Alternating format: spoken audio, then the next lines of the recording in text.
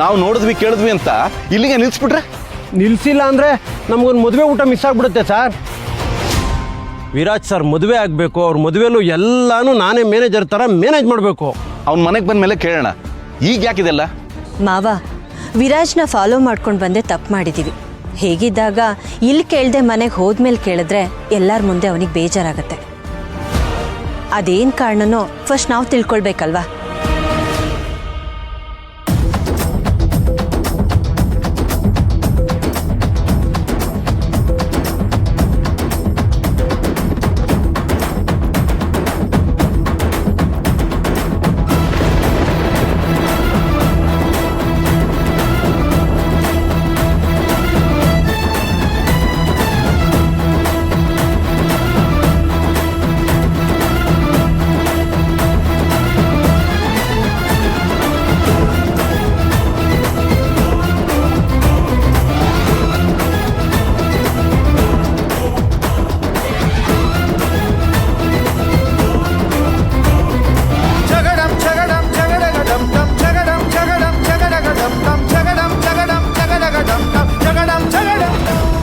ಮನಿ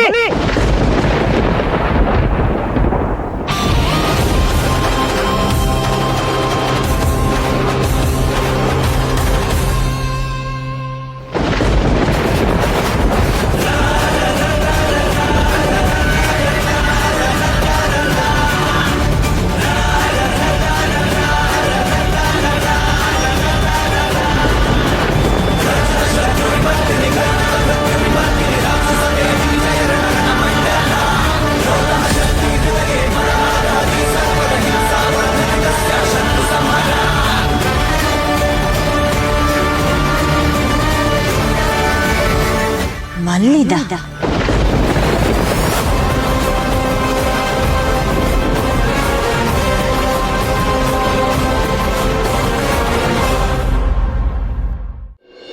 ನಾನು ತುಂಬಾ ಸೆಲ್ಫಿಶ್ ಆದೆ ಅನಿಸ್ತಿದೆ ಸಾಸ್.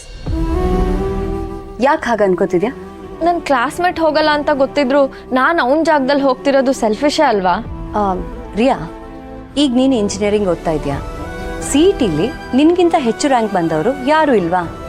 ಇದಾರೆ. ಹಾಗಾದ್ರೆ ಅವರೆಲ್ಲ ಬೇರೆ ಯಾವುದೋ ಕಾರಣಕ್ಕೆ ನೀನ್ ಸೇರಿರೋ ಟಾಪ್ ಕಾಲೇಜ್ ಬಿಟ್ಟು ಬೇರೆ ಕಾಲೇಜ್ ಸೇರಿಲ್ವಾ? ಸೇರಿದ್ದಾರೆ. ಹಾಗಾದ್ರೆ ನೀನು ಅವ್ರ ಜಾಗದಲ್ಲಿ ಇಂಜಿನಿಯರಿಂಗ್ ಓದ್ತಿದ್ದೀನಿ ಅಂತ ನಿನಗನ್ಸ್ಲಿಲ್ವಾ? ಅದು ಅವ್ರವ್ರ ಚಾಯ್ಸ್. ಬೇಡ ಅಂತ ಬಿಟ್ಟಿದ್ದು ಅವರೇ ಅಲ್ವಾ? ಹಾಗೇನೆ ಇಲ್ಲಿ ಆ ಹುಡುಗ ಅವನಿಗಾಗಲ್ಲ ಅಂತ ತಾನೇ ಬಿಟ್ಟಿದ್ದು. ಇಲ್ಲಿ ಅವನ್ ತಾನಾಗೆ ಆಸ್ಟ್ರೇಲಿಯಾಕ್ಕೆ ಹೋಗೋ ಅವಕಾಶನ ಬಿಟ್ಟಿದ್ದಾನೆ. ಹೌದು, ಅವನೇ ಹೋಗಲ್ಲ ಅಂದಿದ್ದು. ಈ ಅವಕಾಶನ ಅವ್ನ್ ನಿಂಗ್ ಬೇಕು ಅಂತ ಬಿಟ್ಕೊಟ್ಟಿಲ್ಲ. ಹಾಗೆ ಅವನ್ ಬಿಟ್ಕೊಟ್ಟಿರೋ ಅವಕಾಶ ನಿಂಗ್ ಸಿಗ್ಬೇಕಂತನೂ ಇರ್ಲಿಲ್ಲ. ನೀನು ಸೆಕೆಂಡ್ ಟಾಪರ್ ಅಂತ ತಾನೆ ಈ ಅವಕಾಶ ನಿನಗ್ ಸಿಕ್ಕಿದ್ದು. ಹೌದು, ಆದ್ರೂ ಜಾಸ್ತಿ ಯೋಚನೆ ಮಾಡ್ಬೇಡ. ಲೈಫಲ್ಲಿ ಸಿಗೋ ಎಷ್ಟೋ ಅವಕಾಶಕ್ಕೆ ನಾವು ಫಸ್ಟ್ ಚಾಯ್ಸ್ ಆಗಿರಲ್ಲ. ಬೇರೆಯವ್ರು ಬಿಟ್ಕೊಟ್ಟಿದ್ದು ನಮಗ್ ಸಿಗುತ್ತೆ. ಆದ್ರೆ ನಮ್ಗೆ ನಿಭಾಯಿಸೋ ಯೋಗ್ಯತೆ ಇದೆ ಅಂದಾಗ ಮಾತ್ರ ಅವಕಾಶ ಸಿಗೋದು.